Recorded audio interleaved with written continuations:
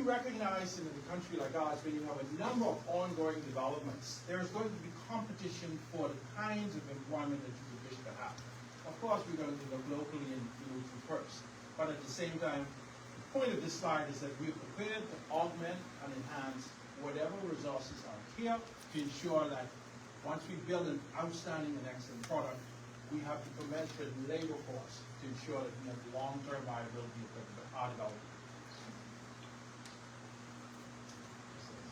So the next big question, and we'll end on this, but is timing. Because I think when I first came down here, within the first 2 years, it was like next year. And now everybody that swings by the site, it's, now we're kind of given the timeline. But we're finally at that point. We've got a couple things ahead of us. This public meeting is a big part of it. We've got a heads of agreement. We'll have public meetings about the environmental components of the project as we get deeper into the design and construction of it. But what we're looking at right now is the next 3 years. We hope to break ground early next year.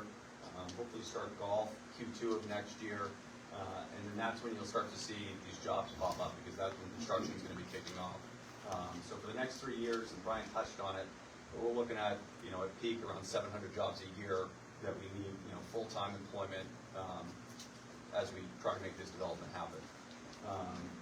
After Q3, depending on what happens, it could all come pretty fast, but we've got a long life of the project, and that number for employment will keep growing and growing. As Livingston mentioned, at that point, training programs will be set up.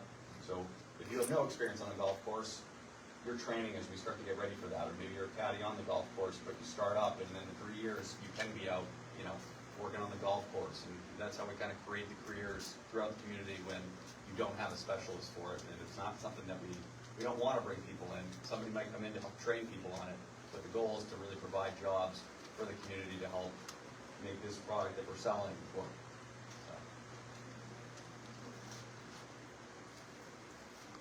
Again, a big thank you for everybody that came out. We really appreciate it. We'll open up the floor now to. We'll open any questions, and then LaShawn just cook some food after once we're finished through all the questions.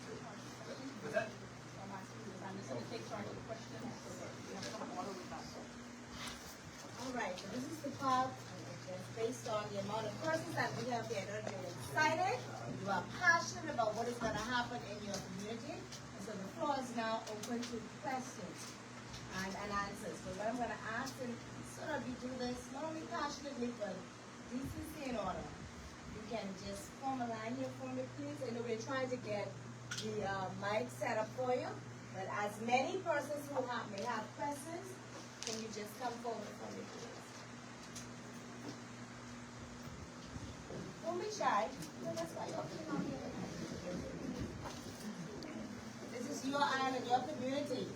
Your concerns are as important to me as they are to everybody else that's here. You may have to project the line.